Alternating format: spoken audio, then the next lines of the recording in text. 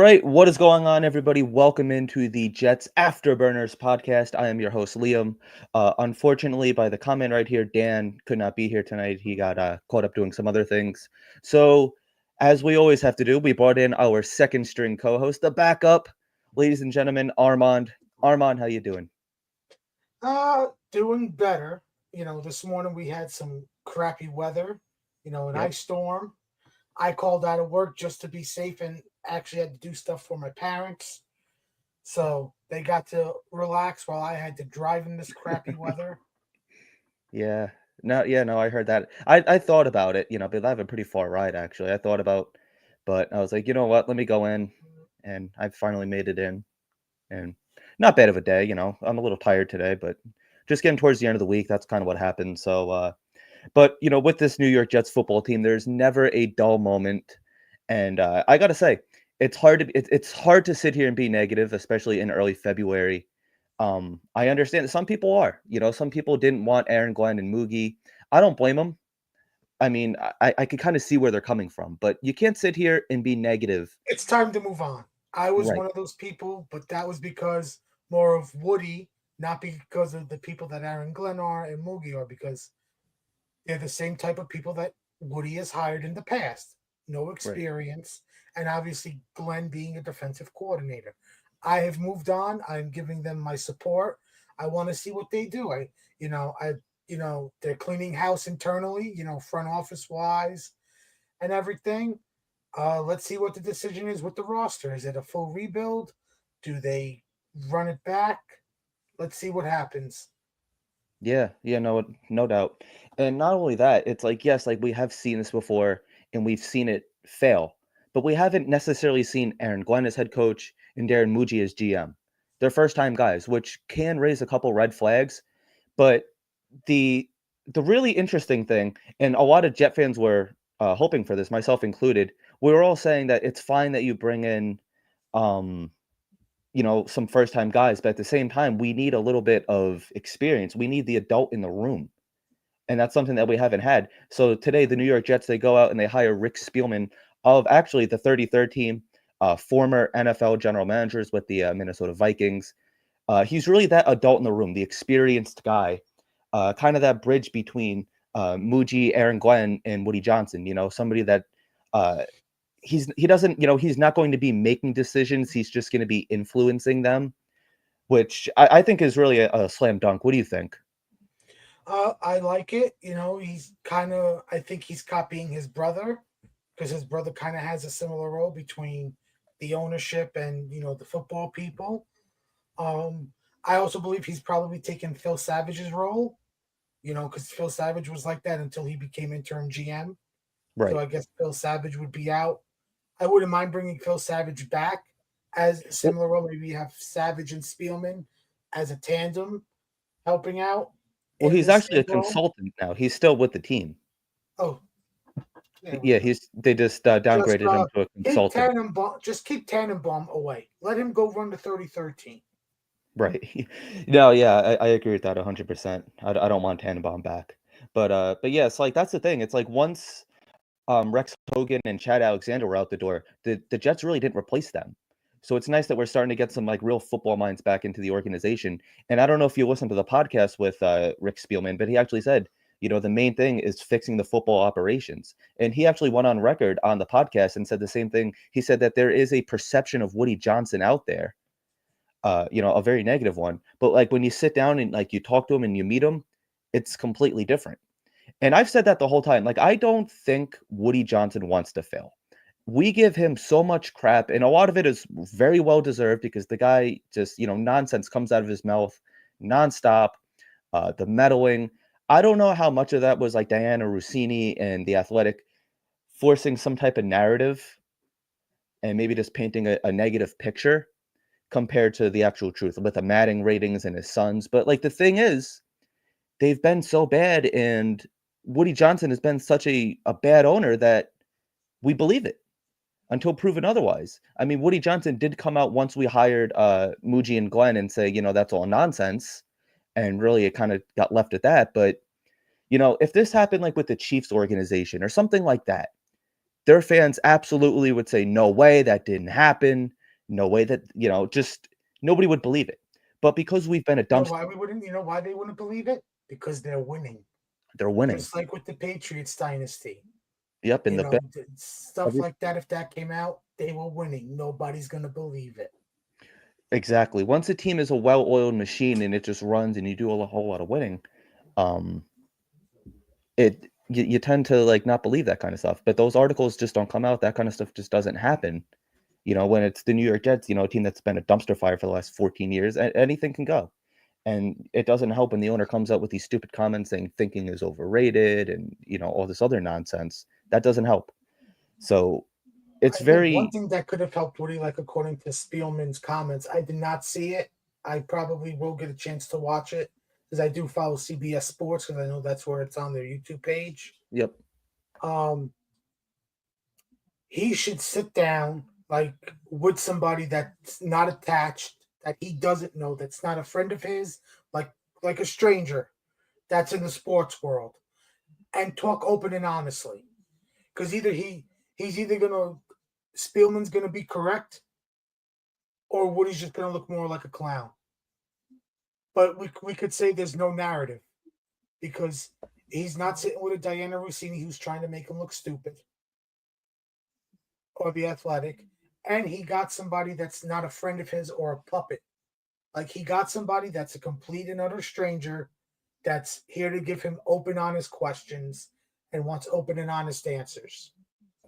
Well, yeah, that would be his best option, to actually just sit down with the media and be like, "What do you guys wanna know?" Like, "Let's clear the air." But I don't think he's gonna do that. Woody No, he Johnson, won't. and not only that, it's probably better off that we just kinda leave it as is. I personally think, like, I don't want the owner speaking, personally. I think, like, the less that he has to say, probably the better off it is. But, like, the other thing that is, like, really reassuring too is, um Rick Spielman, like he's not dying to get like a job. He's not saying like, "Oh, I'll go to any team. Like, please take me back." So he obviously sees a vision with this team, and yes, he sat in with all the interviews since November. So he's been around Woody Johnson and the Jets for the last couple of months. Um, I think that he sees a blueprint, and I think it's something that obviously excites him because he's a well-respected name, and you could argue that he actually could have been the general manager. He has years and years of general manager experience. Look at some of the players that he was a part of drafting with the Minnesota Vikings. Adrian Peterson, just to name one. He was involved with Justin Jefferson most recently. Stephon Diggs. Stephon Diggs, Tyler Conklin. Who obviously we know. I like Conklin. I'm a Conklin guy. And I think Tyler O'Neill, the offensive tackle. O'Neal, Percy Harvin. So I really think I trust him. Like I know it's not his decision. It's not his final decision. What I say goes around here, but I think his influence is going to be greatly appreciated and hopefully used. Hopefully they listen to him and take what he has to say into accountability and at least listen. you know I do believe that he's going to be working mainly remotely from his little island wherever he is in Florida. He claims that he lives on an island. I don't know. Personally, I don't know if he's joking when he says that, but I think a lot of it is going to be remote. He said that next Monday he's actually going to be coming up to Florham Park and meeting with the Jets in person. So we can only hope that they're finally getting it right. This is Mm. something that the New York Jets have never done. Hiring that uh, president of football operate, whatever title it is. What is special Is it a senior senior advisor? advisor? Yeah, I think so. But it's a I know first. why he's coming up because obviously Super Bowl's this Sunday. See, so next Monday, right after the Super Bowl is coming up, or the week after. I think it's the day after the Super Bowl. Okay, so they're probably going to have a meeting, and he's probably going to give them the experience that he has because you know what comes next, the combine, The and he's combine. been Yep. to plenty of combines. He's probably going to tell Moogie and Glenn and any scouts that go with the Jets to the combine, like, hey, all the experience he has, like seeing guys in every interview, because you got to like interview what I think it's like 7 or 10 Yep. players you get to interview max, and then like what's the questions you want to ask so you can get the correct answers, the right answers, the answers that you want, not the generic answers, Hmm. but also to see guys how physically, in shape they are at this time of the year. because a lot of these guys haven't played in months. If their team was not in a bowl game. Well, yeah, that's the thing. Yeah, my mic's on. I just dropped my microphone there. That's one thing, and, like, the other thing too is, like, yes, because, Muji is a first-time general manager along with Aaron Glenn, Rick Spielman could kinda tell them, like, what questions that they should be asking, what answers that they should be looking for. So, it's really just, like, that shoulder to lean on, like, I'm the adult in the room, I've been here, done that. I'm not somebody that's looking to take your job because he even said, "I'm not looking to become a general manager." Like that ship has sailed. That's behind me.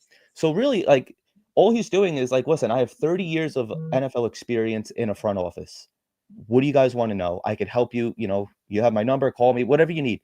And that's got to be so reassuring. And then like you look at the coaching staff. James was saying that I like these moves. I think this coaching staff is going to do good. I think so too. I mean, I do have a little bit of concern. This is from our good friend Richie from Jets Media. Just want to give him the credit here. Some of these guys, like with Tanner Enstrand and all that, uh, first time, first time head coach, but he has called plays in college.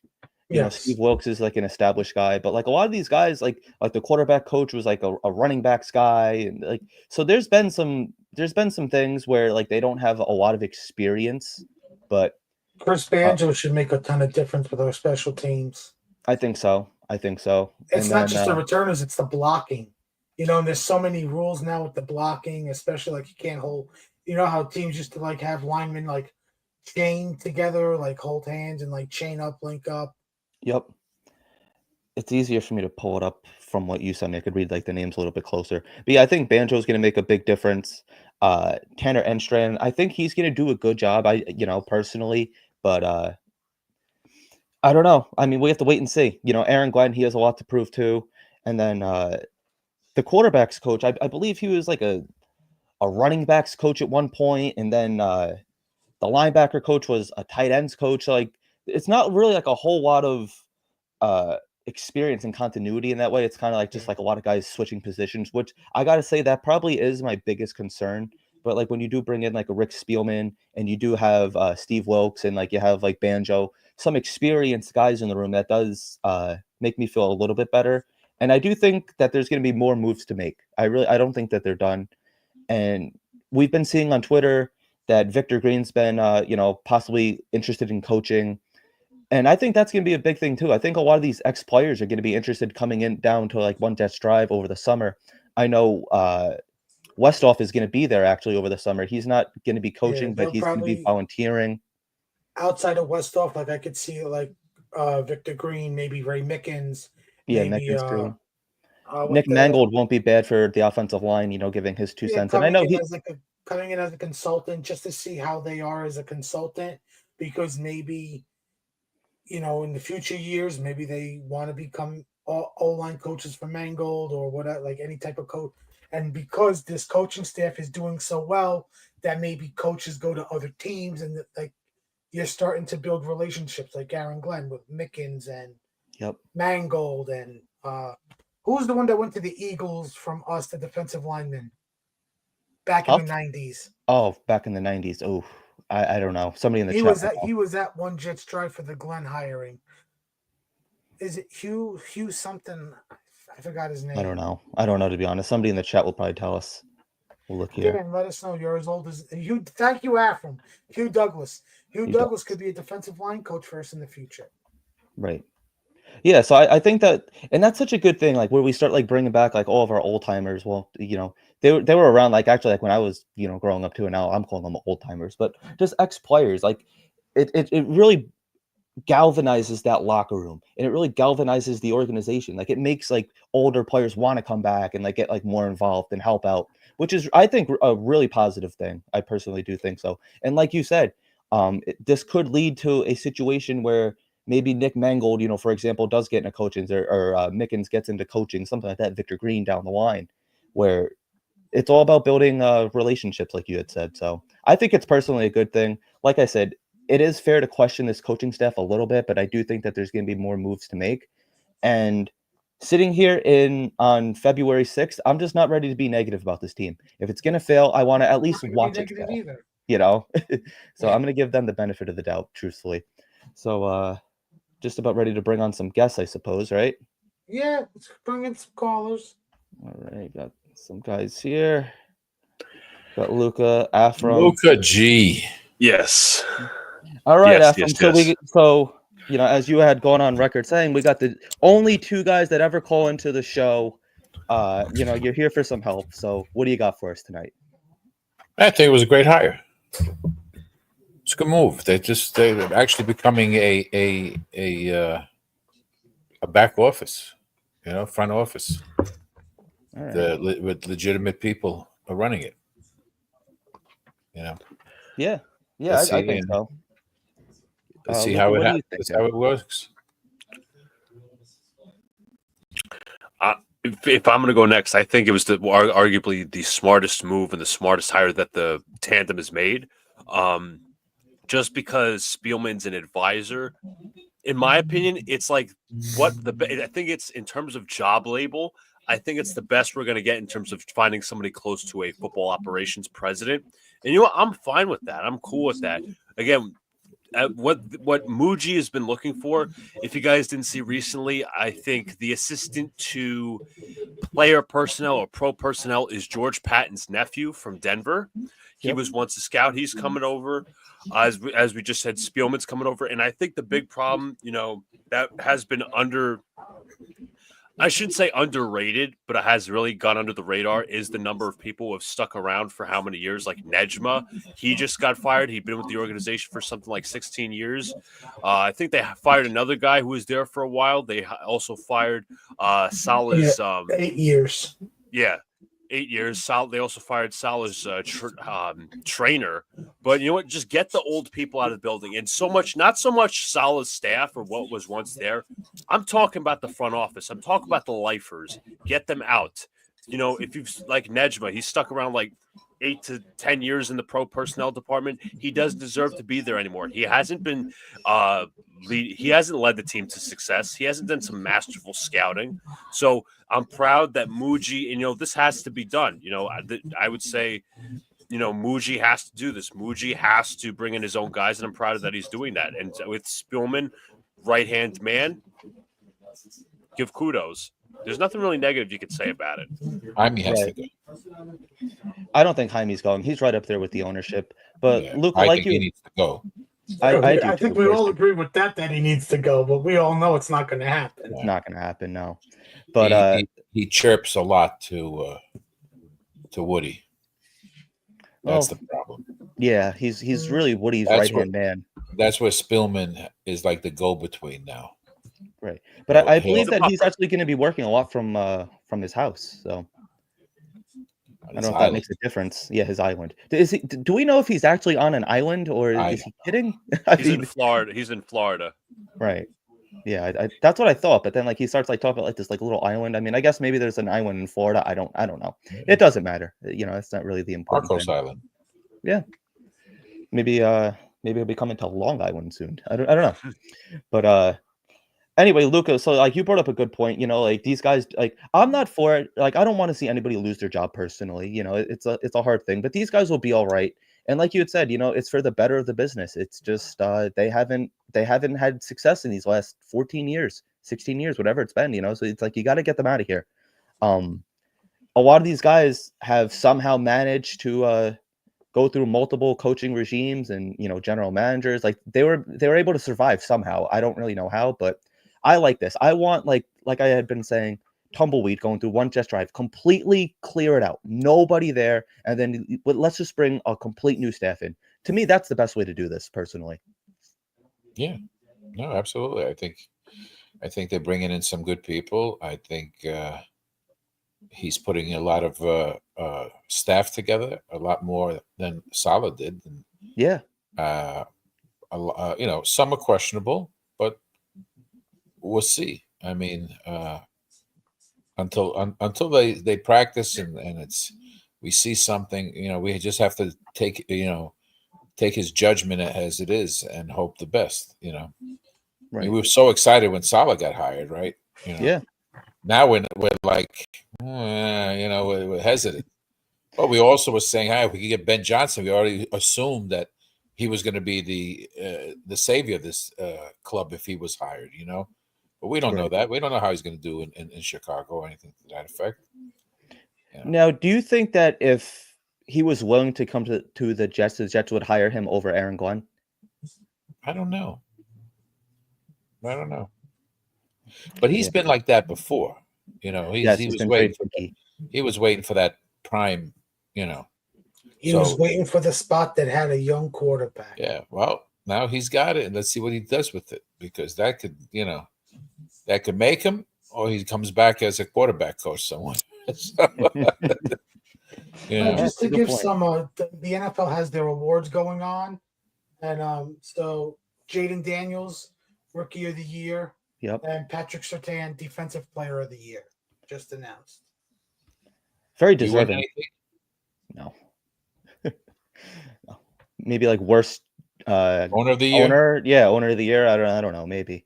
Woody But is Schmuck of the Year. I still don't think that Woody is worse than Jerry Jones. So I don't even think that we could completely be like the worst owner.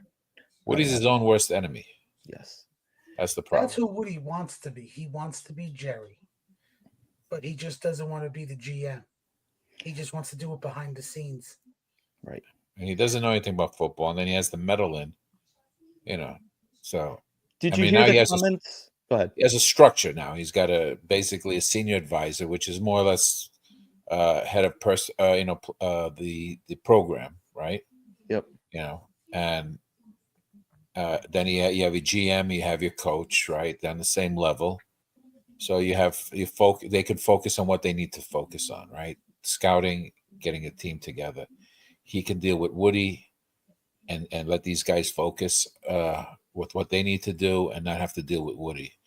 And, you know, put a team together. He's got no choice. It's not every time he comes in and does something, it doesn't flourish to anything. It blows up. Yeah. You know, but did you hear Rick Spielman's comments on Woody Johnson today? No. He But- said that there's a narrative out there of Woody Johnson where, you know, like he has like this bad reputation, and then like once you go and you sit down with him, it's a completely different guy. And I think that's probably true. I really do believe that Woody wants to win. I mean, he did try his best to go all in, you know, like you go get a Hall of Fame quarterback, you cater to his every need, you bring in all of his buddies. It just didn't work. I mean, I don't know if firing Saleh at the time that they did was the right move. I don't know. I mean, that's neither here or there, so I guess it doesn't even matter at this point. But I do really believe that Woody wants to win, truthfully. I just don't think he knows how to. I'm sure every owner wants to win. Right. Okay.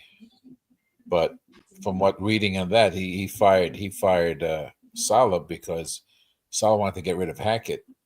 And, Right. And that's Rodgers' boy. Rodgers' boy, and then he just fired him. And you see what the outcome happened. Can't fire a coach in mid-year. Fire him before the season. Okay, and then you got the guy, you know, you put Albrecht in a position where they don't even let him get a defensive coordinator.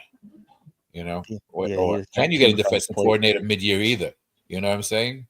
So whoever's available mid-year. It was a recipe for disaster. Yeah, whoever is available mid-year, you probably don't want anyway. There's a reason that they're, you know, sitting there week 8, you know. So Luca, what are your thoughts on all this? Well, I was going to add, I think Woody's too late on everything, and I think that's been the problem with the Jets. You know, I'm not trying to go back and, you know, create some negativity. I'm just being realistic. You know, he fired Saleh too late. He fired Joe Douglas too late. He had missed a chance out on Harbaugh, and everything has been a trickle-down effect. But does Woody want to win? I'm sure he does. I think he's caught up in the wrong things. I think he's caught up in the ticket sales. I think he's caught up in the jersey sales. I think he's caught up in the aura of Aaron Rodgers. I think there's certain things he gets himself caught up in that he's not, you know, the priorities headlines. aren't straight. Exactly. That's the overall problem. He wants to trend on social media, you know. The followers, the likes, the tweets, the retweets. I think he's just caught up with the wrong stuff. Yeah, but not the stuff that he's, you know, getting retweeted and talked about, you know, for. It's not good. But I like this comment here. And Woody actually said this, like, once Aaron Glenn was hired, you know, he said, I have to be better. I have to sit there and look in the mirror and figure out what I can do better. and Spielman would not have come on board if Woody didn't reflect on himself. That's true. I really do think that he's going to do some like reflecting. He doesn't even really have to do reflecting. It's just back off. Just back off. Mhm. I don't want to Stay hear him away. come out. Yeah, that's it. That's it. Like I get it. You're in a huge media market. Like I don't like a lot of people are upset that he doesn't do like more press conferences. I don't want to hear him talk. Every time he talks, a thinking is overrated comment comes out or just something stupid comes out of his mouth. I think it's better if he just stays away personally. But Yeah. he's like a kid in a candy store, and I think that's what he is. Like, to me, with Woody, he could go on the media and say, you know what, I should be a better owner. I could do this. I need to do that better. With everything revolving around this process for a lot of fans, I think it's called seeing is believing. Whether it's in a positive light, whether it's in a negative light, because if you've been unfortunately a negative fan, you've been right most of the time throughout the past 14 years. And Woody has to prove a lot of people wrong. Whether it's people who try to be more optimistic, people who try to be more neutral and objective, or people who are more negative because they've seen a lot and they're afraid of certain things happening that's already been said and done. Yeah, that's a good point. And all we can do is wait and see now. Like what comes of this? Like what is Woody Johnson being an owner look like? A better owner, I should say. So I think that we're so far on the right track, hiring Rick Spielman. That's something, that senior advisor role doesn't really come around often with the New York Jets. Afram, being a longtime fan, can you remember any time that the Jets actually hired a senior advisor? Like, is this something completely new that you could remember, or? Excuse me. Usually the GM would act as both. Right.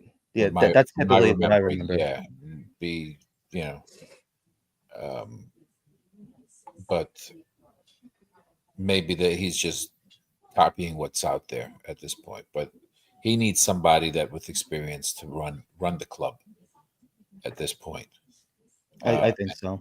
and not oversee. Excuse me, not oversee everybody. He doesn't know. He doesn't know He doesn't know how to run a club. No. You need someone who knows how to run a club. Okay. You got the check. Write the checks. That's and just let them run the program. The only way you're going to get tickets sold is winning.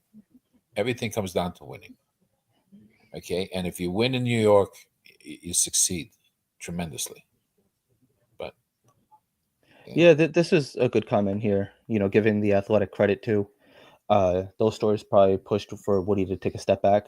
But if Woody was, a decent owner all along, those stories probably wouldn't have came out in the first place. So that's really kind of a catch-22 there. Yeah, Good comment, though. listen, he did. True, he did it to himself. Let's Yeah. call it what it is. He did it to himself. absolutely, That and just like having like his kids in the locker room and everything else. Yeah. And like there's a picture of it, so I definitely believe it. Like I'm not saying it didn't happen. I do think that's probably like more common. Like I'm sure that there's actually a lot more of like owners and coaches' kids like in the locker room than we probably even realize. If your dad like ran the Jets or like any professional team, like you'd probably be around the organization. You get to know the guys, stuff like that. Uh, Actually, if you guys remember when Saleh got fired, one of the comments that Aaron Rodgers said was like that Saleh's friend, like he had like a little like secret handshake. Saleh's son, excuse me, and Rodgers had like a secret handshake and everything. They were like little buddies. So it's a family business. That's what it is at the end of the day. And I don't see the Johnsons really ever selling. I think it's going to go to Brick and his other son, or possibly Dwayne Johnson, his oldest son. If not, I don't know. let him get some work experience before he takes over a team. And I don't know if the experience should be coming from Woody Johnson either, So He just turned 18. right. Okay, he's going to run a team in like say 5 years at the age of 23. I don't think so. He is a young football mind. He's yeah. He can bring his girlfriend in the locker room. yes, exactly. Whatever they're doing at 23. But I'd have thrown his Parcells would have thrown his ass out. do you think Aaron Glenn's going to do the same thing? I think he'll set guidelines and say, look, yeah, this is for the boys. When I'm talking to my team, I'm talking to my team. Yeah, nobody else. You're not on my team. That's correct. I really hope so, man. I really do. And it does kind of feel, and I know I said this like last year too, and I'm probably going to say this, in the next coming years. It does kind of feel like this is it for like the New York Jets, though. Like it's now or never. I mean, like yes, like we went all in and like that didn't work, and now like it seems like we're finally starting to do things like the right way. Woody Johnson, obviously, he's not going to fire himself, but I don't know how much more scrutiny he can take. Like if this blows up and fails again, at what point does Woody Johnson got to throw in the towel, the towel, and be like, listen, I can't get this thing to work. Maybe somebody else they go the Mets route or something like that. That's personally like what I really hope happens. But like first and foremost, I just want the Jets to win it, like any means necessary. Like whether like Woody's here and finally does uh do some self scouting and be a better owner. That's obviously the most ideal situation. But if this does blow up again and just ends so disastrously as the last regime did, I don't know how much more he could take of this. He's also So he's also getting older as well. He's not young. He No. 78, something like that. Yeah. Yep. 77, yeah, it would be 78, yeah. So, well, it's how much money the league is making at that time. That's true. That's true. He does make a lot of money. I mean, this is a very profitable organization, and no matter how bad we've been, the stadium still gets packed out. Maybe not so much in late October, early November, going into December, but even then, like on Twitter, like you do see people saying like, "Oh yes, I'll be at the game on Sunday," and I'm like, "You're nuts!" It's gonna be 12 degrees outside, and the team's 4-12 at the time or something like that. So I give them credit though. The New York Jets fan base, like we very much are a loyal fan base. We're one of the most passionate in all of sports. We're just dying for wins in the worst way, and nothing's gonna change unless we start winning. Personally, that's what I think. Woody is 77. He will turn 78 in April. Happy birthday, Woody, coming up. Get a sip of water here. The link is in the chat if anybody else would like to call in. If not, it's going to keep on rolling. Luca, you were at the Senior Bowl last week. You're back home from what it looks like. Yes. I know we did ask you some questions last week, like when you were able to call in. But is there anything else that you saw, or like any different opinions since the last time we spoke?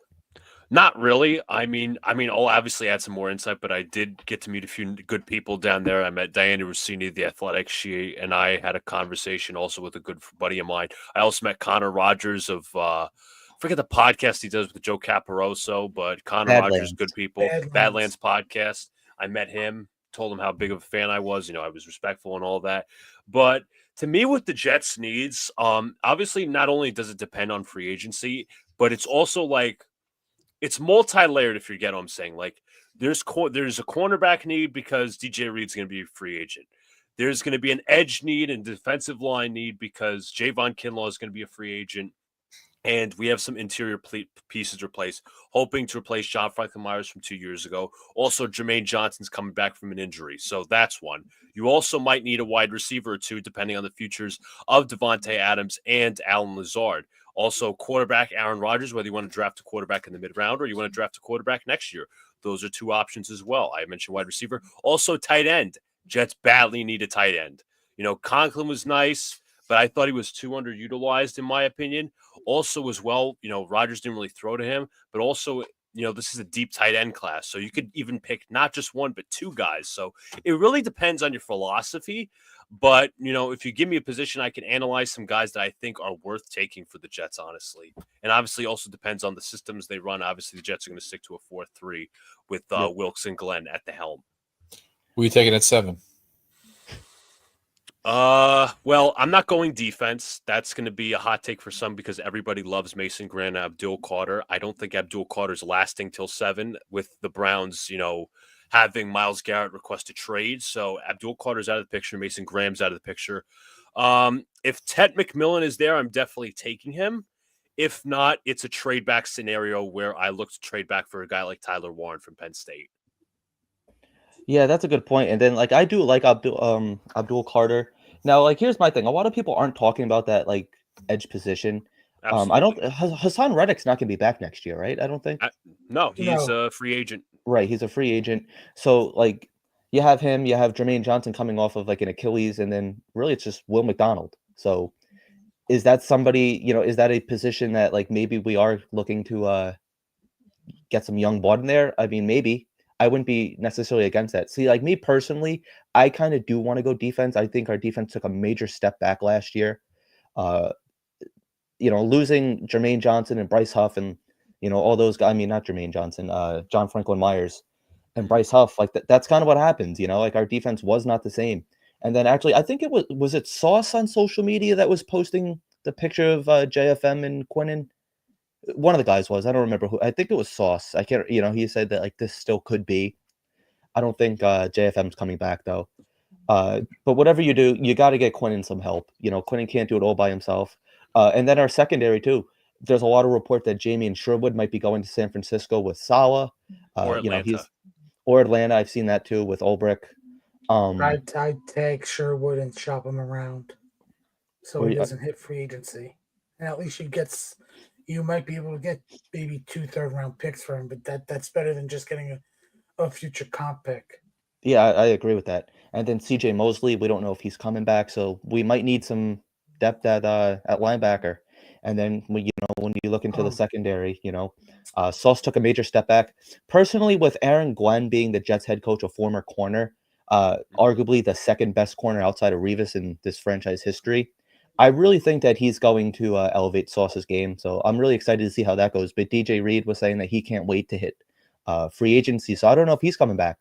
Some of his social media posts have kind of indicated that he is interested in coming back. He looked like he was pretty excited for Aaron Glenn to be in the building, but I think that there's going to be a lot of holes in the secondary, a lot of really holes in defense in general. So I'm not necessarily opposed to going defense in the first. Let's see what he does in free agency before we decide what he's going to go after in the draft at this point. I'm looking at over the cap right now, and there are some interesting names at edge that they could get. I don't know if you want to bring in another young rookie, having Jermaine come off that Achilles. You might want a veteran guy to help, take the snaps in that type of role. Easy. Well, that's what I'm saying. He might need to be ramped up. I don't expect him out there every play. Just to give you some names: Khalil Mack, DeMarcus Lawrence, Chase Young, maybe Matthew Judon, Marcus Davenport, who was with the Lions this past season. How old is Judon? Judon is 33. He's he kind of interests me too, though, a little bit. If you're looking at veterans after him, you're looking at guys that are 1 or 2 year deals. Yeah. Yeah, you're probably getting like that's exactly what I'm talking about. I just know if he still has his legs. Yeah. Emmanuel Agba, former Dolphin, he's 32. Let's see. You're probably getting like that Carl Lawson kind of productivity. It's you're not looking at like a 10+ sack guy, I don't think. No, I don't think so. No, but if you share reps, downs, you can save his legs. He could be more productive. That and you got to imagine that Will McDonald, his reps are only going to increase, and I'm sure that as the season goes on, Jermaine Johnson is going to start taking more reps. He said he's going to be ready for OTAs. Obviously that injury sucks, but at least like it happened early in the season where he kind of had the whole season to prepare for it. But like recuperate. We even saw it with Rodgers, though. He wasn't the same, especially early on in the season. Rodgers, that age difference might also play a big factor. So I don't know. I mean, only time will tell. So Tyron Smith didn't help him either.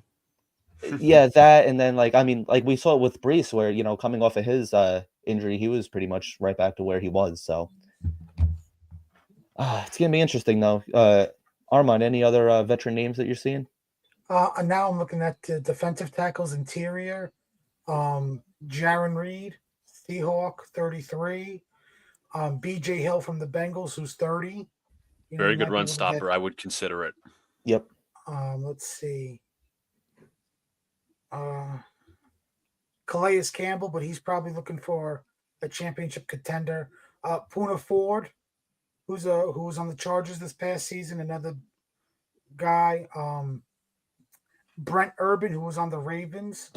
Mm-hmm. Yeah, I would, maybe if you could go back for a second, how old is Davenport? Hold on. Because he does have that connection with Aaron Glenn. That might be somebody that they look to bring in. Actually, he's 29. I'm not opposed to it. You guys from Detroit? Yeah, he played with Detroit last year. Also from the interior that was with the Lions last year, John Kaminsky, defensive tackle. He's 30. Levi Owuzuke, 27. Another former Lion last year, Kyle Pecco. He's 32. So more of the veteran defensive tackle. I wouldn't even be like opposed to a Khalil Jonah Mack. I know he's Williams. kind of getting up there. Who? Khalil Mack. Edge. Yeah, I know that we had mentioned his name.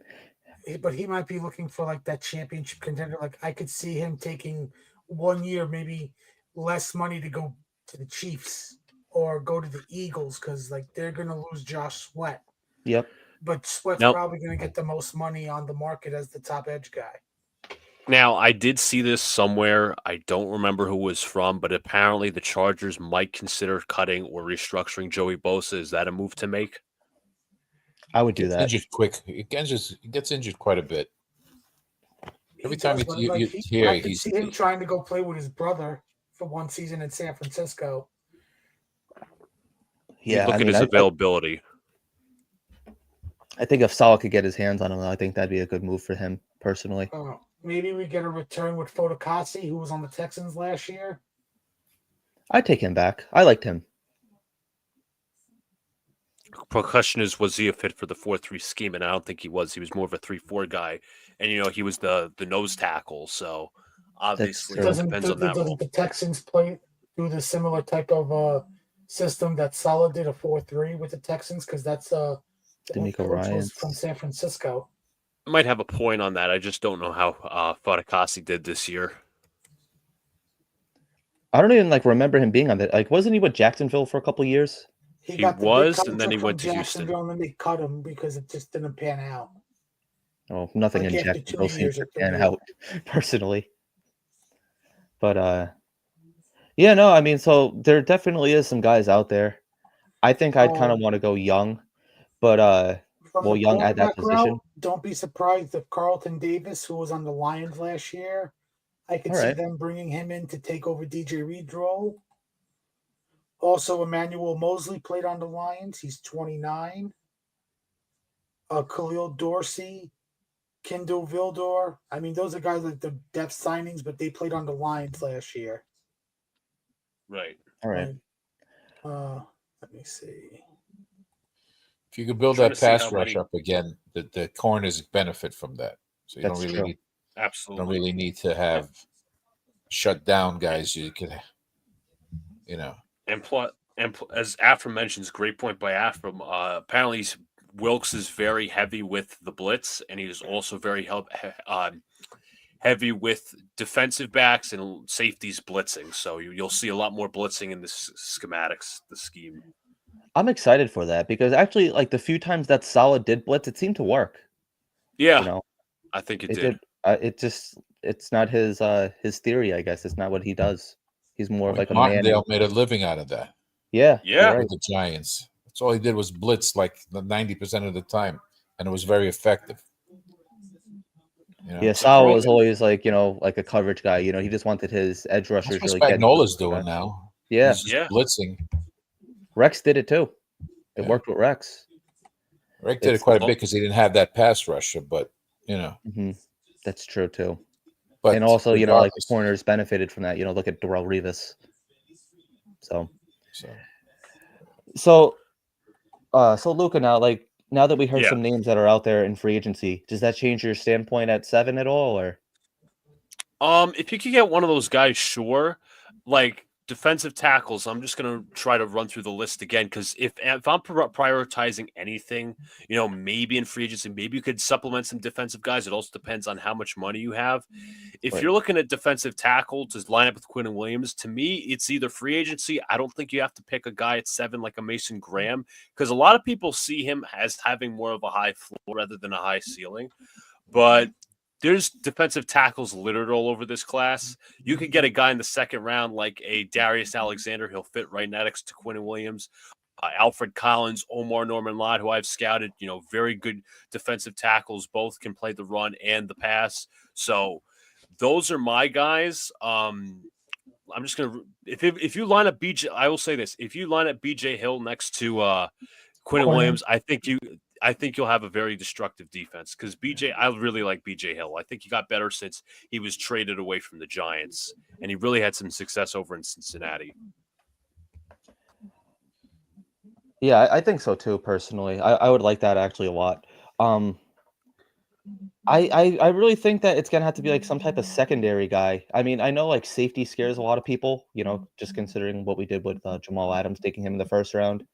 But I don't know. In my gut, I think it's gonna be a defensive guy. Considering that we're bringing in a defensive-minded head coach again. That's not I necessarily think it's true. going to be an offensive line guy. A defensive line. Offensive line, I think it's like we're looking at right tackle. Will Campbell? Him, Banks. I don't know if this guy was down at Bama with you, Luca, but he's from Missouri. I saw him on a mock draft at 10 to the Bears. His name was actually Armand. I brought him up last week. Armand Membu. Membu, yeah. I don't know. I have to ask either Alex or, as we call him, Bad Takes Brian, who scouted him. I will ask, and I will give you the no. Because on one of the mock drafts I did, I read his information. He's a a big guy, and he played right tackle in college. So he could play right tackle, maybe his size, maybe if AVT was to be traded, maybe they move him to guard. Maybe you trade down for him. Yeah, absolutely. I know our buddy who actually got to see down the Senior Bowl, as I mentioned when he was actually on the show, his Dom C, who does a great job with draft prospects. My brother Alex actually wrote down as you mentioned, Armand Membu. He actually scouted him. So I'm going to give you some stats in his breakdown. So Armand, tackle out of Missouri, 6'3", 225. No, not this Armand right here. No, it But says anyways, it is. It says it's I him. guess it is. In 2024, he played 12 games, had 827 snaps, 0 sacks, 0 quarterback hits, and 9 quarterback hurries. My brother projected him to fit into the second round, not the first. His strengths are in footwork, angle perception, hat placement, which is the placement of the helmet, posture, and versatility. Also, as well, in the weaknesses, he has to be more aggressive with his punch and his hand placement. So just reading the summary, versatile offensive lineman in his zone scheme. He can project as a day 1 or day 2 guy. He could start day 1 if you have to. He could also move to guard. Yeah. I like the versatility, truthfully. That was more of like a solid thing too. You want everybody to know every position. I do like the versatility, but I mean, historically with Salah, it does kind of seem like guys tend to get more injured, like when they start playing other positions. So he kind of did that way too much with AVT. And also I got to AVT, mention yeah. as well, I think, as Armand mentioned, Armand Membu, I think if you trade back for Tyler Warren and then you draft a guy like Membu, maybe you have like an extra second or an extra third. You could use that extra second or extra third to start your picks on defense. That's what I think. Like, I'm not against picking Tet McMillan, but you know what? There's more holes on this team than people are letting on, in my opinion. Obviously, second corner. Obviously, this stuff could be filled via free agency, but in depth in certain areas, like the defensive line, as we just mentioned, use the draft, use a trade down aspect to just rebuild that defense a little bit. If Rodgers goes, if they separate ways with Rodgers, right, you're going to lose Adams too. Oh yeah, absolutely. Lazard's gone. You're going to need a wide. Gone, yeah, you're gonna need a wide receiver. I don't have a Lazard picture. Sorry, that's okay. I got some. Okay. I got some Roger. I try to throw up some pictures as we start talking about guys, but some interesting wide receivers in free agency outside of the big names like Higgins. Do you need someone opposite of? I heard that Higgins might be going to San Francisco. They would. Well, I don't know. They're not going to be able to do that because I don't think so. They got to pay Purdy. And yeah. I told one of my friends from work that's a 49ers fan. I do it to bust his chops, but I genuinely mean it. Once they pay Purdy, Debo's going to be gone. In a It'll few just years, be Ricky Pearsall. Yeah, he might be the only one that they have. Amari Cooper's available in free agency. I don't see him going back to Buffalo. You don't think so? No? Why not? I could see them. I could see them trying to go for Higgins. That's I fair. don't want. Yeah, that would suck for us. But No, I I think don't want. Higgins, in my opinion, I think Higgins is more of a really good number two instead of a really solid number one. I think he's going to get drastically overpaid. I think so too.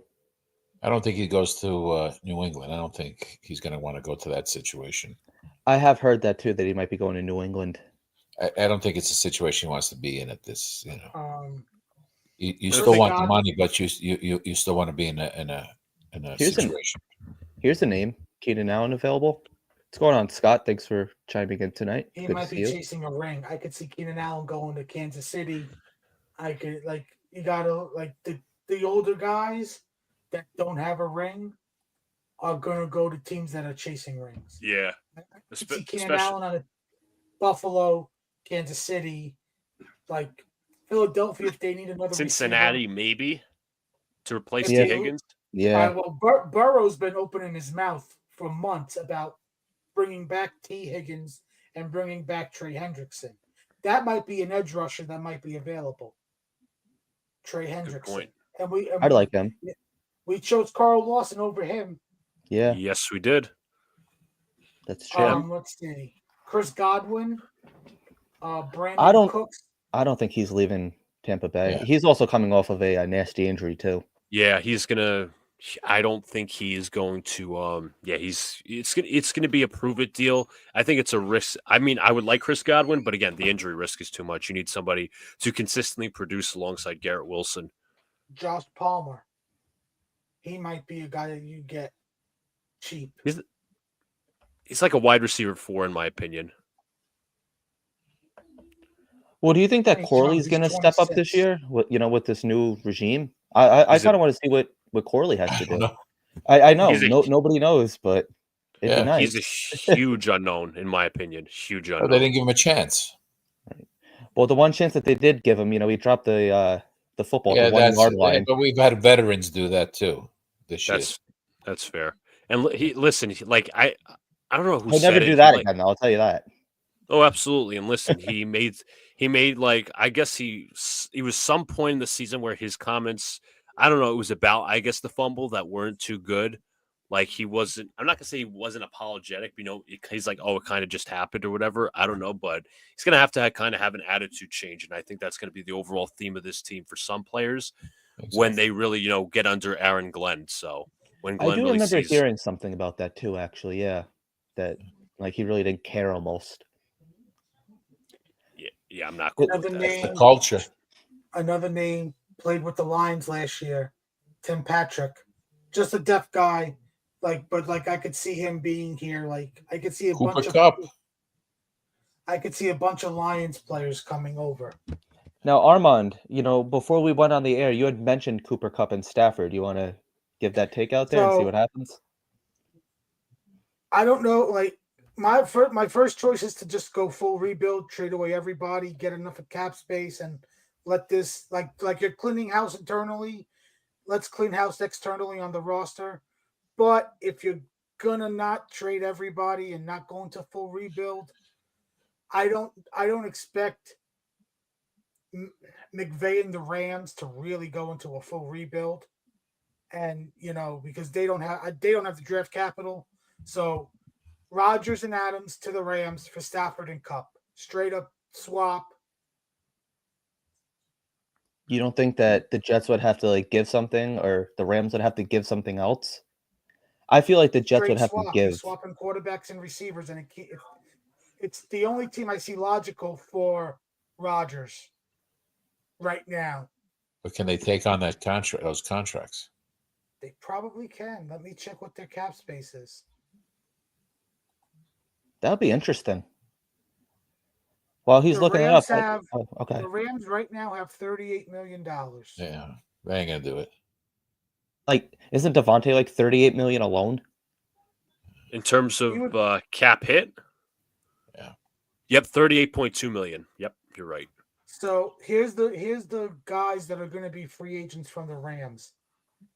Joseph Noteboom, and Arlick Jackson, left tackles. Demarcus Robinson, wide receiver. Jimmy G, quarterback. Michael Hoke, edge. Tutu Atwell, wide receiver. Christian Rosenboom, linebacker. John Johnson, safety. Hunter Long, tight end. Connor McDermott, right guard. Akila Witherspoon, corner. Laro Marchin, edge. Tyler Johnson, wide receiver. Troy Reader, linebacker. Neville Gilmore, defensive tackle. Bobby Brown III, defensive tackle. Ronnie Rivers, a running back. Jake Hummel, linebacker. Dylan McMahon, center. A lot of those guys are going to be free agents, and I see them getting filled via the draft for the Rams. I could see it. I mean, the Rams, like you said, I don't know. They're kind of in a weird situation. I I don't don't. know if McVay wants to. There was the rumors 2 years ago that he was going to go to Amazon, was going to go after him to leave the coaching to be there on their Thursday night thing. Does he really want to take the next 3-4 years hopefully developing a quarterback? I was gonna say, what's their quarterback room again? Obviously, Stafford. Stafford and Jimmy G, both gone. What are they picking at? They I'll be in the 20s. Yeah, like they're not really in position to be getting a quarterback. See, I don't even think like even at 7, like you're not really in position to be getting a quarterback. So I No, quarterback, yeah. They're You no. know, at it's kind of 26. They're at 26. So like if they're taking a quarterback, it is like if Jackson Dart is supposed to be a second round pick, like them taking him at 26 or maybe trading down just to gain some more picks. But do you really want to do that for the next 3 years? Take a Jackson Dart and hope for the best. Like if you're McVay, because they're trading Cooper Cup and his. Can you get Scott's question up? Yep. Stafford's wife was on a podcast and she was. I saw the clip on Twitter. I didn't really, but she brought up the fact of like, why are you trading Cooper Cup if we're coming back? And I believe if they're going to trade Cooper Cup, Stafford's going to want out. And one team I saw that could be for Stafford, but I don't think so, would be the Vikings. Mm. I saw that But too, I actually. don't like if you're going to go in that route, you're going to give McCarthy a bench him again this time now for the veteran.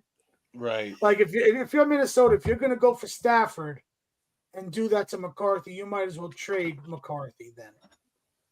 Yeah, I think that they're going to give McCarthy the opportunity to start. Now, can you see Sam Darnold possibly going to the Rams? I could see that. It's good. It's just going back to he would have Puka and Higbee. He wouldn't have Cup there, but he'd still be going to another good offense that he might put up similar numbers. And just like I said, he's the co-star playing the star position. Mm-hmm. True. Now, would you guys be open to a trade with the Rams? Going back to 26 and they come up to 7 if maybe a quarterback We is better be there. getting like 2 number ones in that deal, like 26 and like essentially 3 first rounders. They would have to come up from 26 to 7. See, I don't know who. Go ahead, Armin. I'm sorry. I don't know. Like this is very far fetched because I don't like I just said, I don't know who's going to be there at 7, but weird things have happened. Mm-hmm. I gotta a say, huge jump. Go ahead. I was gonna say real quick. I gotta say, I originally said I don't know who would be there at 26, but if you are somehow there with multiple picks, I would absolutely take Tez Johnson without a doubt. He was phenomenal during Senior Bowl week. He didn't even play in the Senior Bowl game because he played so well during the week. Coaches loved him. Speed, route running, reliable hands. The problem is, though, he is 5'11" and his frame is a bit skinny. I think he's like 160 or something like that. 150 something. 150, Yeah. 160 in terms of weight. That's only 20 pounds heavier than me, folks. But anyways, regardless, he's going to be a first-round pick? Yeah, I think he has that chance. The Senior Bowl, I think, did a lot for him, and he was ever so reliable. He's also got great awareness in terms of boundary awareness when it comes to making like great catches in bounds with limited space. What was I going to say? It also depends on what type of the receiver the Jets need. Because, like, what is Garrett Wilson? Because when you break it down to the whole schematics, is Garrett Wilson X? Is he a Z? Is he a Y? So that's going to get interesting because Tez could start out in the slot. I mean, I got to check out my friend's scouting report and see what he said about Tez's weaknesses besides the weight. It's, I think, also questioning whether he can separate versus man coverage. So he'll need an offensive mind to separate, or at least create He was separation. 6'5", 215, right? Tez is McMillan. Yeah, that sounds about right. Ted McMillan. Yeah, that's a big frame. Yeah, that is. It depends. Now, Are you? I'm sorry to interrupt, Liam. I was just going to ask. This is for the panel. If you're selecting a receiver in the first round, and let's just say Devontae Adams, Lazard are gone. You have Garrett Wilson and Malachi Corley. Who were you looking to replace in the first round? Whether it's trading back, or no, I should say this: first receiver that you're selecting on the board. Are you hoping to replace Devontae Adams with his route running and his big catchability, or are you looking to replace Lazard, hoping to be some sort of I think he was an X or a Z receiver that has possession and all of that, and has maybe some speed to him? probably the Devontae guy. Okay. I Personally, Tankathon McMillan is he's 6'5", 210. still. Now, let me see. Receptions, 1,319 yards and 8 touchdowns. He averaged 15.7, I guess, yards. Now, here's a guy. I'm sorry. Go ahead. Okay, Chris Collinsworth. Now here's a guy. What about, I don't know if he was there with Garrett, the kid from Ohio State. Egbuka? Egbuka. I have not done a scouting report on him. Obviously, he's, Ohio State loves producing, great wide receivers. I have to give a better look on him. But here's another name that performed really well during Senior Bowl week for the American team.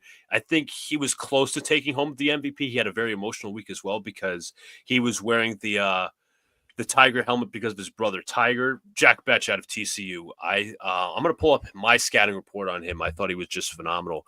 Big catchability. Not going to say he is Devontae Adams, but I think in the terms of the skill set aspect, he is going to replace what you want in Devontae Adams. Now, in my opinion, Betch I originally projected as a third-round pick, but I think he's going to be a second. He stands at 6'2", 215 pounds. Last season for TCU, 62 receptions, 1,034 receiving yards, 9 receiving touchdowns, and 16.7 yards per reception.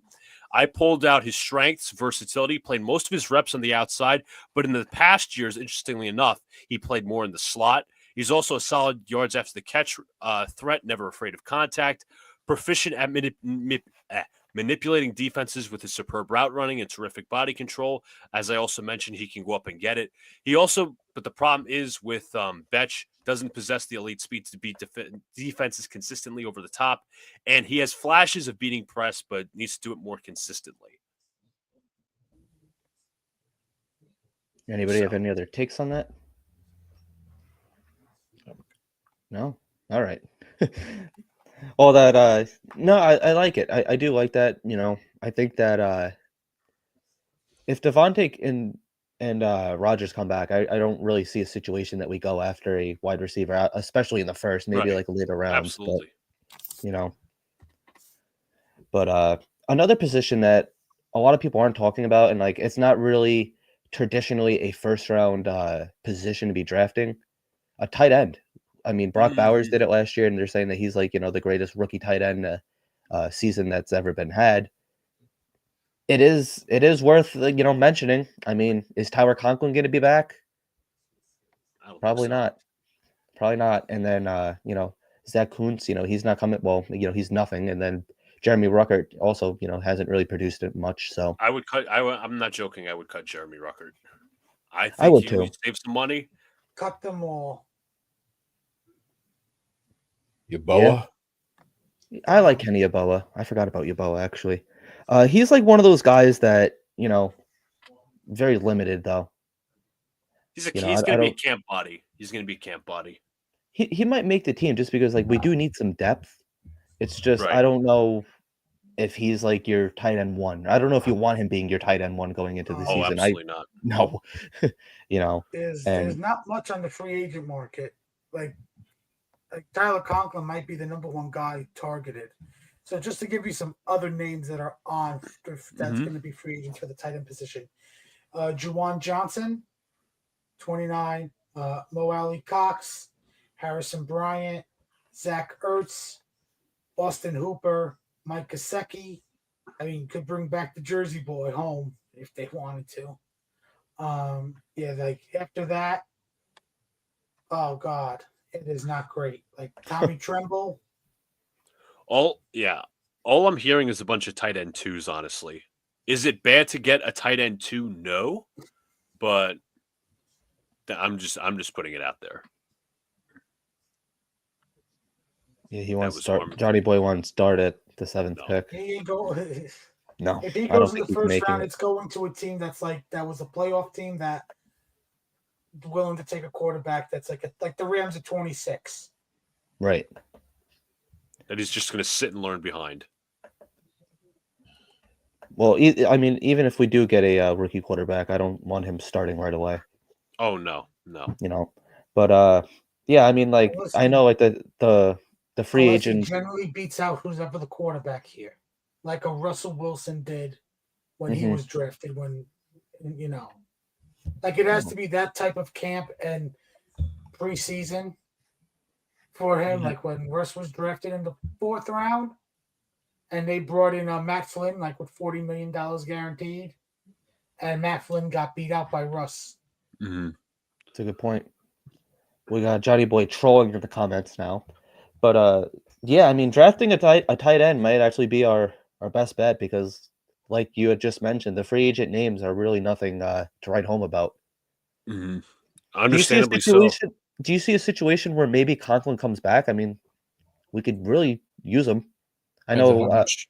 I know Rogers probably won't use him that much, but like we do need the depth there. It just comes down to the offensive coordinator how he utilizes. That too. You know? And how much he's willing to get paid. Because if Conklin's going to get paid because he's tight end 1 on free agency, he'll leave. Yeah. This is a good comment, Dan. Yeah, I'm kind of thinking edge or line too. But do you guys see a Johnny, situation? there's some solid edge free agency wise that this team might be. Not saying they shouldn't take an edge in the draft, like Right. later on, but they might be better suited to have a veteran edge guy like a Marcus Davenport to help out McDonald and Jermaine, especially Jermaine coming off the Achilles. Yeah, and if McDonald and Jermaine could both stay healthy all season, then you don't really need that extra depth there. You really just kind of need like a 1-year stopgap guy, Absolutely. you Just know. for rotational purposes. And then I mean, like I don't know if we still have like Eric Watts and like those kind of guys. I know that there is like some depth We there do. too, you know. So Watts, you got that McGregor guy. yeah, Braden McGregor. Braden McGregor. So there is some depth there. Leonard Taylor for the interior. Leonard Taylor. Right. But again, it's like, to be fair, they didn't see a lot of playing time last year. So what does the coaching staff really know about them? A, B, they might want to draft their own guys. As I said, this draft is heavy with defensive interior and defensive edge presence. So it might be like a situation where maybe we get one later on in the draft and just kind of develop some guys and get ready for the next couple of years. The tight end class is somewhat loaded from what I read. Yes, outside of Tyler very Warren. much so. Accumulate picks. This is where. That's why I like the trade back idea. I agree with trade back, but if it seems like it's the draft that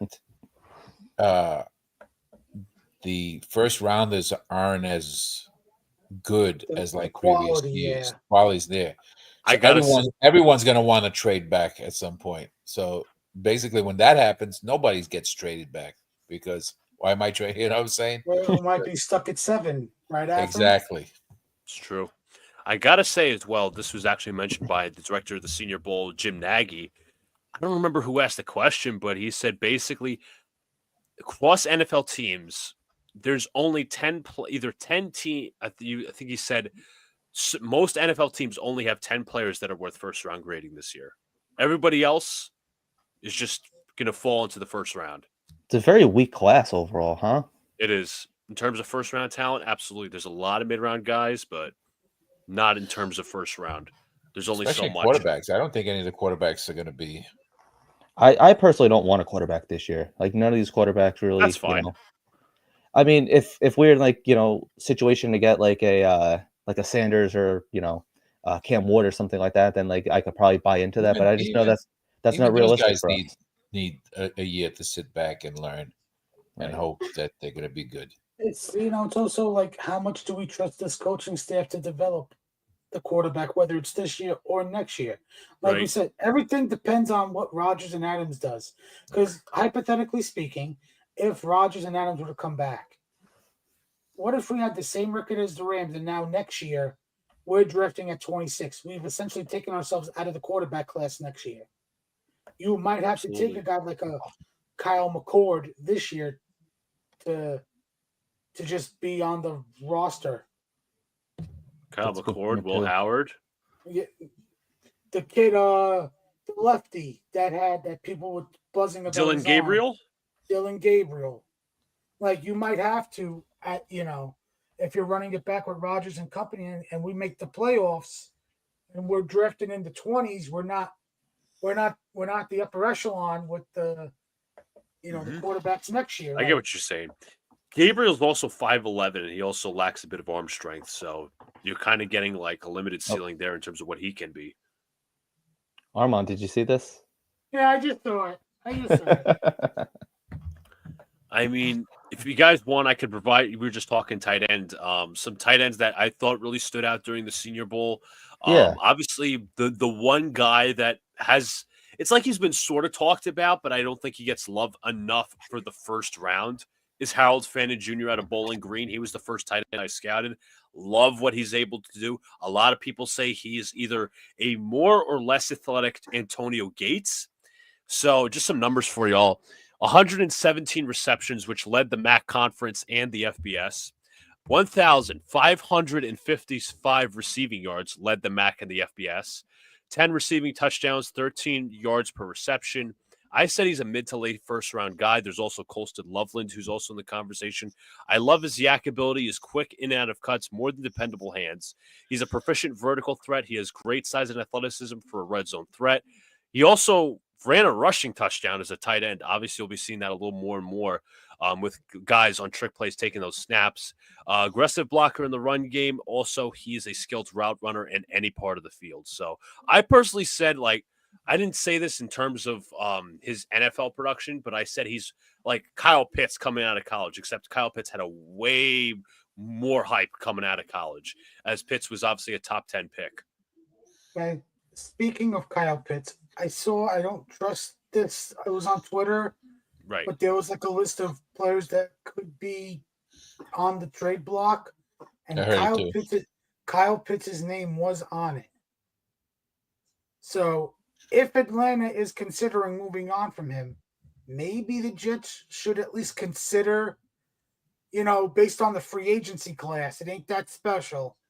And if you don't want to pay Conklin, I mean, Pitts is not a bad tight end to bring in. Like, we don't know what he fully is because Arthur Smith didn't use him.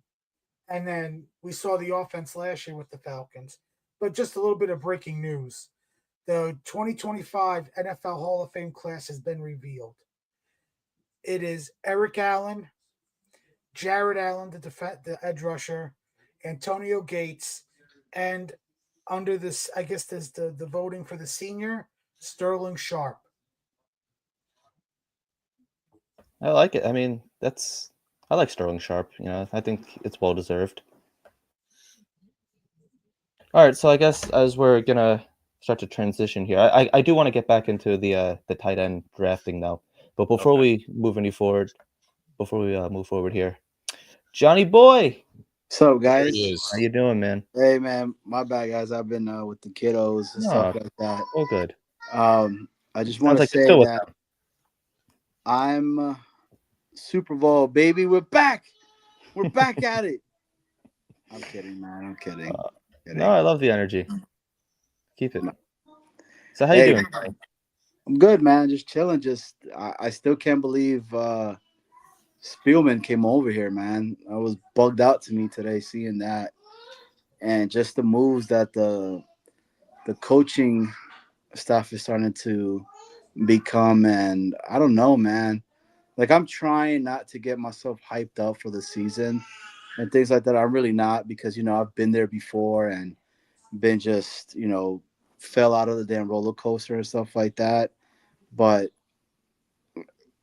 who would have thought a lot of these people would have came on over here, right? When the whole narrative for a while was nobody's gonna come over here.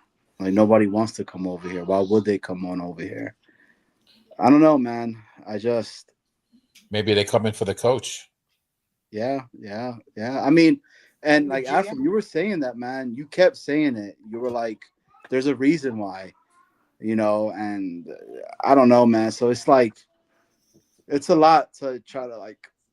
When's the last time we've had a front office like this? I really can't. I'm trying to think of it. It's really the first time ever. You know, That senior guy.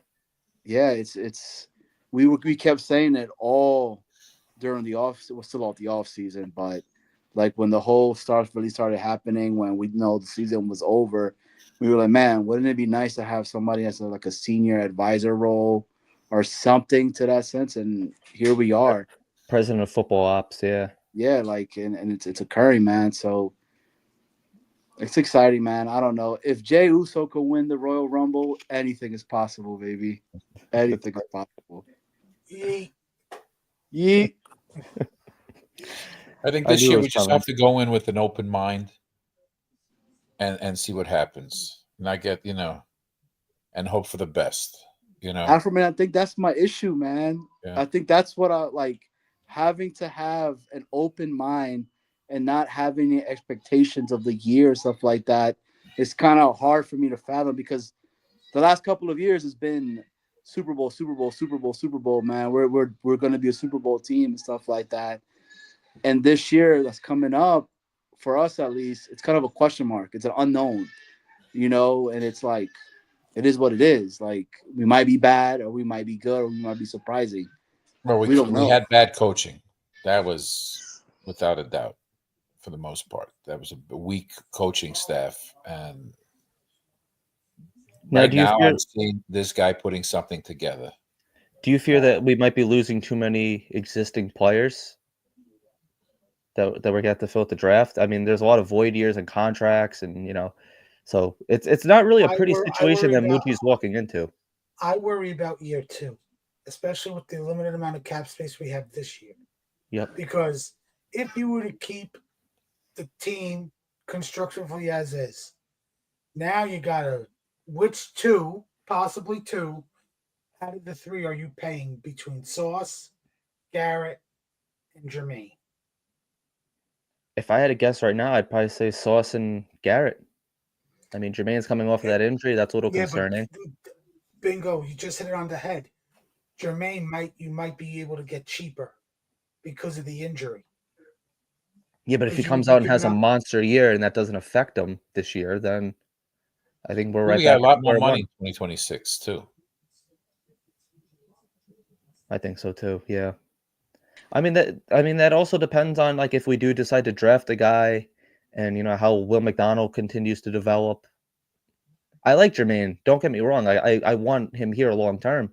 But I guess out of those three. But it's also, like I said, it's going to be interesting to see what Sauce too, because I really think that Aaron Glenn's going to work with him and help him get back to his year 1 and 2 form, probably get him back into the Pro Bowl and making him that elite corner that we drafted.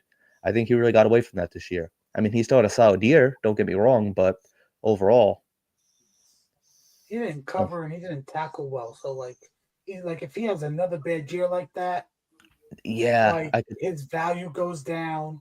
And do you really want to give him some sort of an extension off of 2 bad years?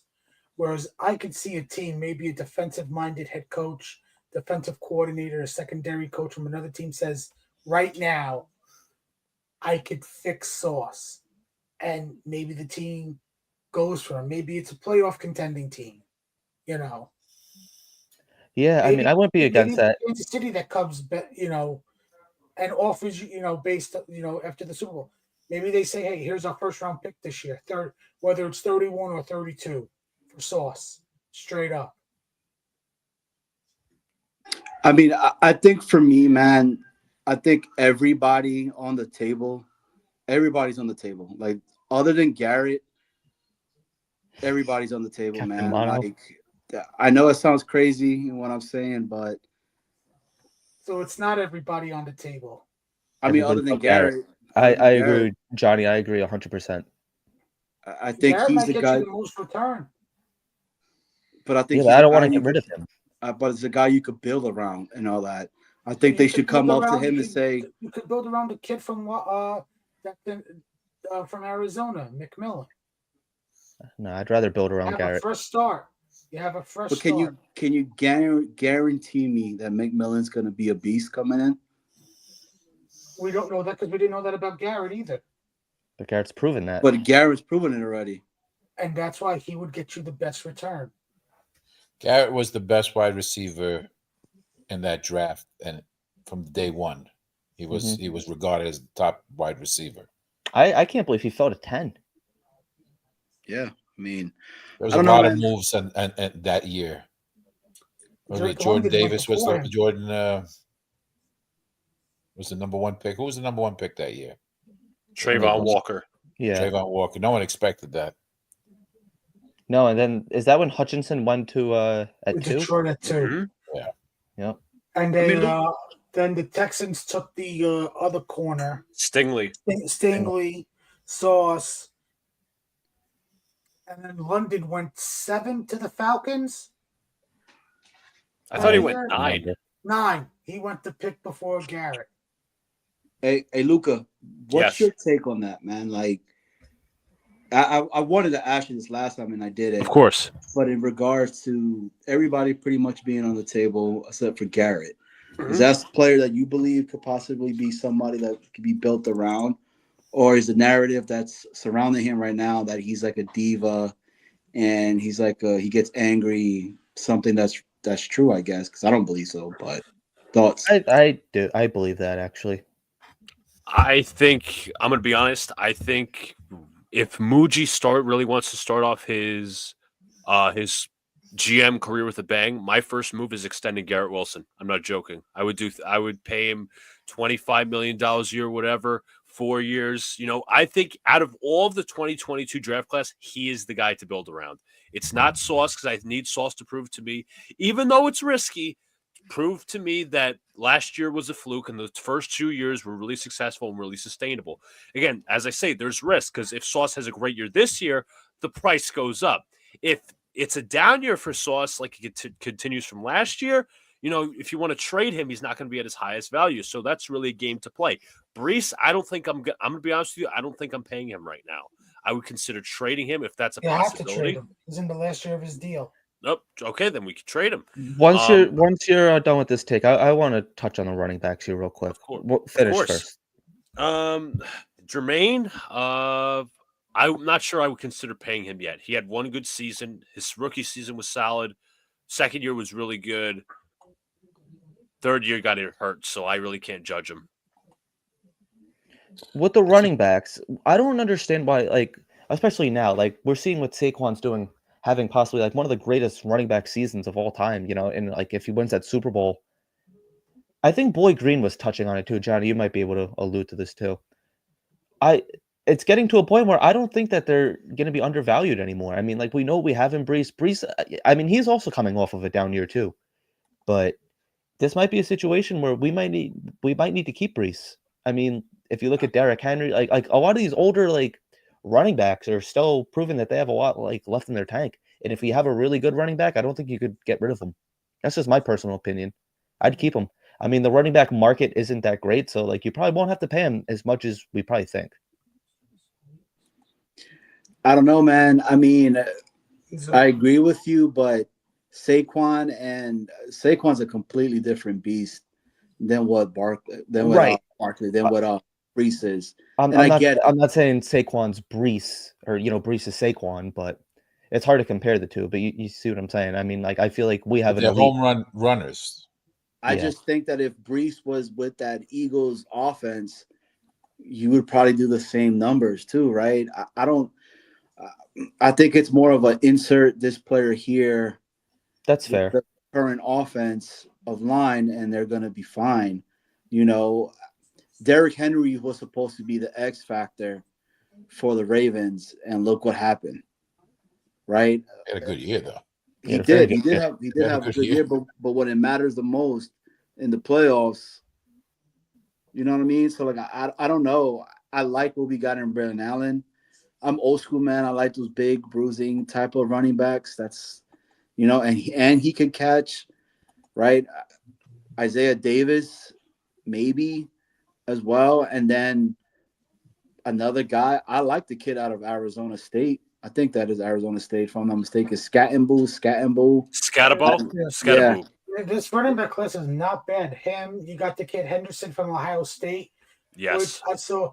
I think it was he worked for ESPN. I think it was a video of his on his like social media pages. He kind of comped Henderson to Brees. yeah, that's what I mean. You Like, also got Damian Martinez from Miami, who might be a day 3 selection. Yeah, he's a day You 3 know, guy. he's a solid back. You can get it like running back is become a you could find them anywhere now. I mean, if you're gonna bring in a veteran, maybe you bring in Deontay Foreman. Maybe I'm looking at it on over the cap right now. The Samaje P Ryan, if you wanted to. I can't go down that Le'Veon Bell Frank Gore path again. Like I really yeah. don't want like big Well, free no, you're just agents. bringing him to pair Dalvin with Cook. Allen. You're trying to pair with Allen.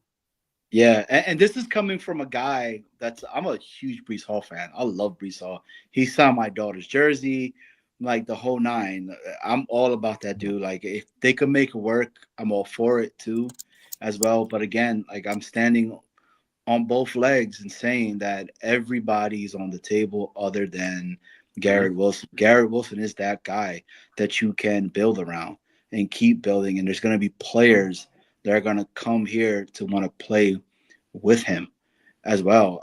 Brandon Marshall the other day on Jake's interview and everything, was speaking highly about Garrett Wilson and the fraternity that it is being in the wide receiving thing. And, again, I just with him, man, he's done it all right. He could have been like, this team is like straight trash and they're wasting my talent, but he's not. He's been a professional the whole way. I got to be honest, Johnny. I hate to cut you off. I'm going to add to your point. He's a straight up leader. Whenever he talks, he's like, "I'm sick and tired of losing. This is not how it's supposed to be." Like he has been pretty much.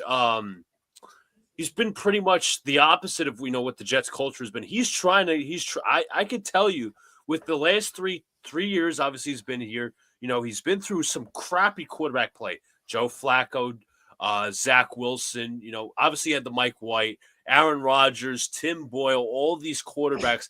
This dude is not only a leader, he puts up consistent production. Like, I'm not going to say he's Mike Evans in terms of skill set or talent, but look at Mike Evans the first couple of years. 2014, he played with Josh McCown. You also Jameis Winston in the fold.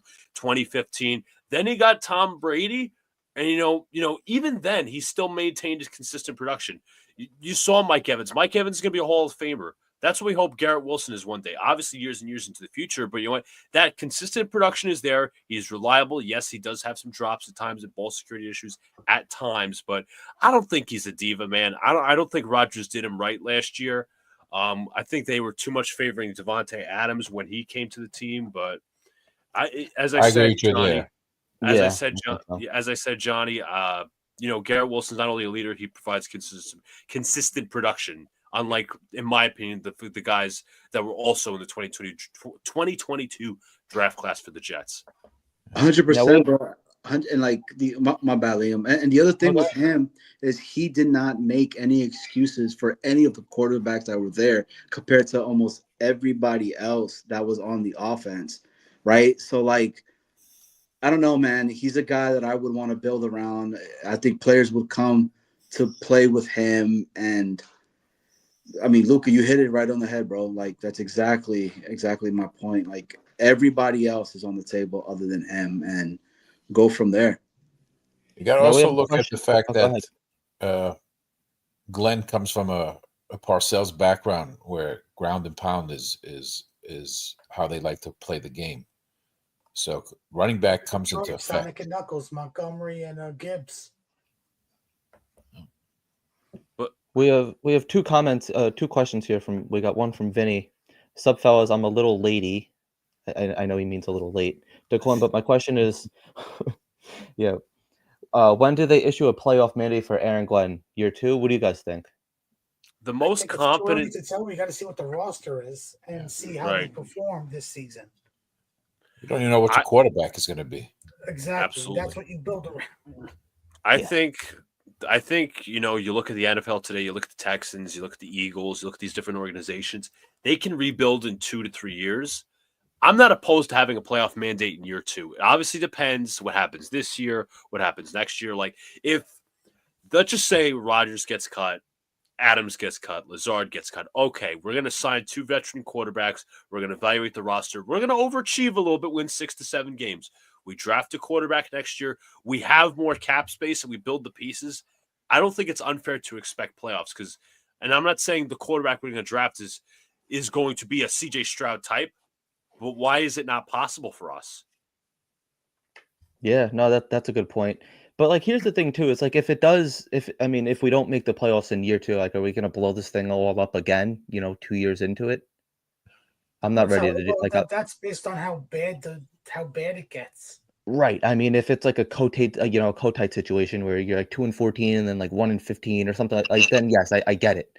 Or even like an Adam Gase situation, but I really don't think this is gonna be the situation. Now we have another question from Dan, actually our co-host, who's Hey, Dan. what's up, Dan? What's up, Dan? What would be the cutoff for Aaron Rodgers coming back? Has to be before free agency, right? I expect it to be Absolutely. I next said week. next week. Right after the combine. I He say has next to have week. his. He was actually golfing. I know he's out there golfing right now, but. And then there's another question here from Scott. Is anyone really going to want to come here, though, if they don't find a franchise quarterback? That's What a do you fair guys point. think? The combine is from starts February 27th. Okay. It's a Thursday. Armand, what do you think? Do you think it's gonna if we don't find a franchise quarterback this year, if Aaron Rodgers doesn't come back, like let's say like we roll with what we know is here, Tyrod Taylor as the starting quarterback. Do you think that maybe kind of makes some people not want to come here? Is this not really an attractive landing spot for a lot of free agents and such? Also, an inexperienced head coach. A lot of players that we would want on 1 or 2 year deal. It's also cap space. How much are you going to pay these guys? Right. That's a good point too. I mean, what if Jordan Travis is that guy though? We don't know that he yet even because ready? we don't know what his leg is. Does he even have 2 legs anymore? Like, does he still have 2 legs? He was squatting 600 the other day. Damn. He's I mean, back, baby. I was going to add as well. There's a twofold with this question. What if players don't want to? I'm just saying. I'm not trying to spew any negative BS towards Rodgers. What if there are players that don't want to come here because Rodgers is here? Like not because of Rodgers and his personality. Number one. Number two. Okay, Rodgers is here for 1 year. Then what? Exactly. That's a big question. Well, Barty Miller actually said, he kind of like lists a couple reasons here. Reasons Rodgers is not coming back. 1, he doesn't gel with Garrett Wilson. Oh, hold on. 2, doesn't like Woody. 3, Glenn comes from Sean Payton. And 4, doesn't want to learn a new system. All valid points. Afram, what do you think? I don't think Glenn wants him. I don't think he needs to have him in the. I think he wants to build his team the way he wants to, and if that means just let me build the team the way I know I can build it, Right. and I don't need a 1 year quarterback because that's all you're getting with him at this point. Yeah, he's kind of like said, a very expensive if you bring bridge. them back and you have a season like the Rams did, and you're at the 26th overall pick, you ain't getting your franchise quarterback. Nope, it's going to cost you a lot to go up and get him. But Lamar Jackson was picked, and what? Ravens traded up for him. He fell because a lot of teams didn't believe in him. There's a Wild Wave is saying that year 3 should be a playoff mandate. Now we have another question from Dan here. What if Glenn brings the Jets to the playoffs this year and not the following year? Would Aaron Glenn become a lame duck head coach in just year 3? Well, it's how There's so bad many year moving 2 is. parts. Where are they finishing at? If they're finishing 8 and 9 and missing the playoffs, there's a difference than finishing with 1 win. Going Yeah. from 10 and 7 and making a wild card and 1 win and having a second overall pick. I mean, that also comes down to the general manager because, Dan just put up, making the playoffs this year and not the next year. Like, you don't want to be in a giant scenario where you will have a one-off year or a year that's a complete enigma from the following years. So, I mean, would he be a lame duck in year 3, depending on how bad he is? Yes. But I think, in my opinion, like, and I said this with the Giants too, it takes by year 3, you should be a consistent playoff contender, not just a quarterback, but throughout all of the roster. So I wouldn't be surprised. My number one choice is just to start the rebuild now. Everybody's exactly get table. ahead. Everybody's on the table, including Garrett, who will be your number one prize possession. Here's a good question here. We got to get the Jets afterburners tailgate. If your pops could cook again, I've had his pops food. Let me tell you, out of this world. Really good tailgate food. We'll make it work. Sure it is. We'll make it work. I tell I'll you say guys, this, man. My one guy that I would deem untouchable, but I'm not really against trading him, is Fashanu, because he just got here. Oh yeah, no, I'm not moving Fashanu. I tell you guys this. Like, I know everybody's saying like with the playoffs and stuff like that. I just want a winning season. If Aaron Rodgers is not here and we have a winning season with who, insert name in blank quarterback, and he does that, I think that's a win-win for me, man. Like, what's the winning season for you, Johnny? Bro, anything, anything, bro. 15-2. Is 8 and 9 a winning season for you? 9. Is it based on how they play? Is it how they perform Is it more on the field than record-wise? If it's something to the sense of like, we're playing some meaningful games in December to where like we're just right there and like 50 different things need to break for us and all that, right, to make the playoff, but we don't do it because we just don't hit on one of them, and it's a winning season. I'm game, man. Like, I want to see a team that doesn't beat themselves. Exactly. Mm-hmm. Exactly. Like, okay. Yep. Making stupid mistakes, stupid penalties. Missed field goals. Yeah, the Jets, if you remember in 2022, they actually were playing meaningful games in December, but that doesn't mean you lose out the entire month of December either. Exactly. I think it's about consistently staying in the hunt. Exactly. What was it he say? Sustained success. Sustained success. Yeah, there we go. Culture is about people. Armand, Luca, Ephraim, Liam, are you guys like not cap dudes, draft guys? I mean, I was just at the Senior Yeah, Bowl. Luca is. Luca and Armand, I think. I could I provide read more stuff and I listen to Luca. Who's the kicker that nobody's talking about that we should draft? That's the one position I didn't care about, Johnny. The one position I didn't even look at. We need to care about that. Just sign a veteran guy. Don't even just cut Greg Zerline, cut Carlson. I don't even know who's the free agent kickers. We have an update on the Jets afterburners tailgate. Damn. How he snuck blow in there. Yeah. Oh man. So make sure to bring your own. Yeah, you got to bring what you drink though. Free agent kickers this year: Nick Folk, Matt Prater.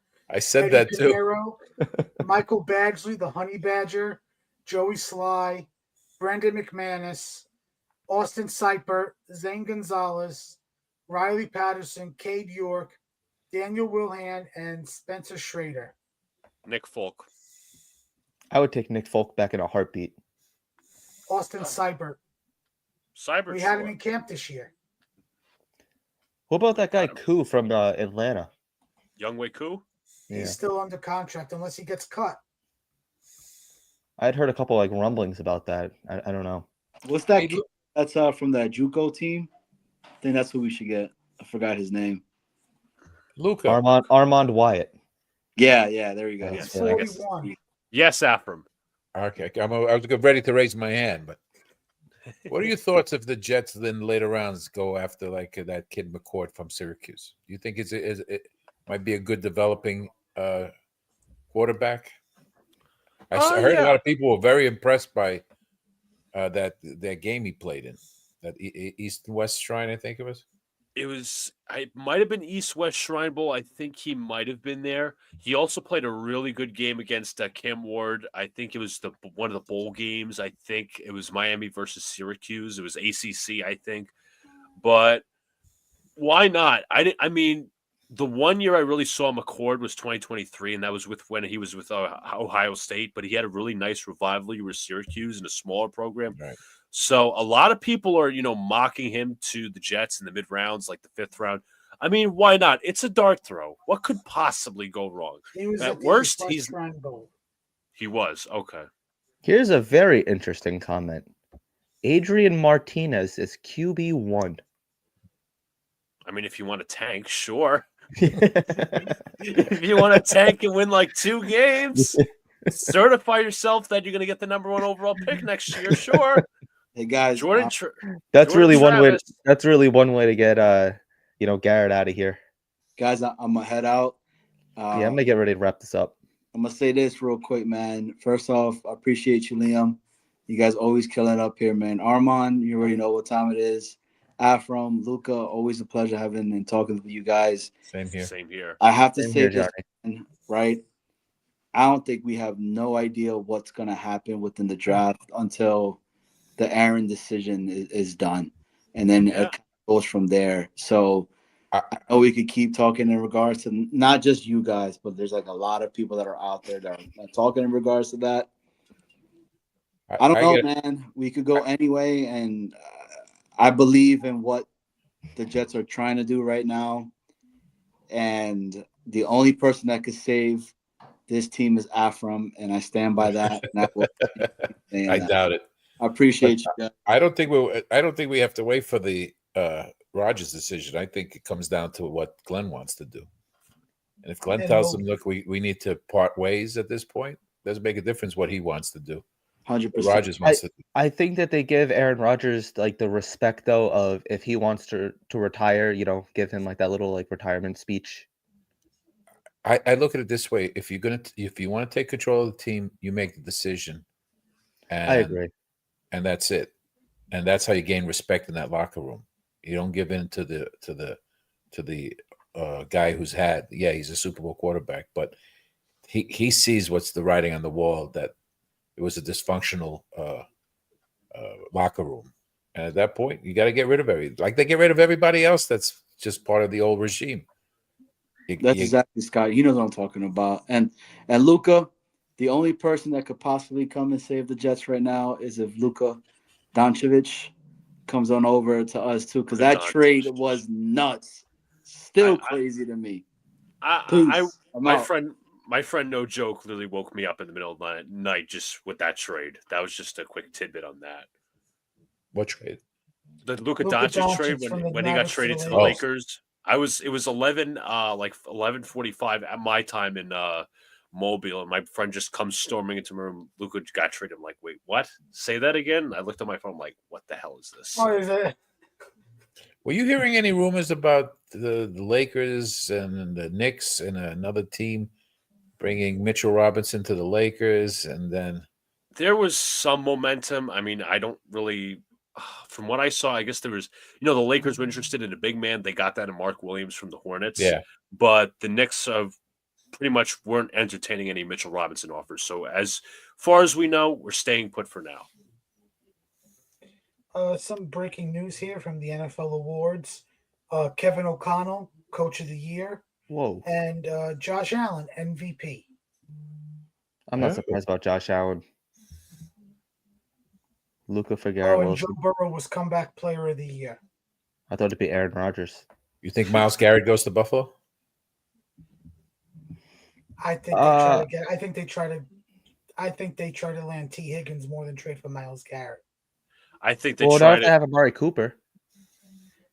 Yeah, I think they would rather find T. Higgins, who's much younger than Cooper.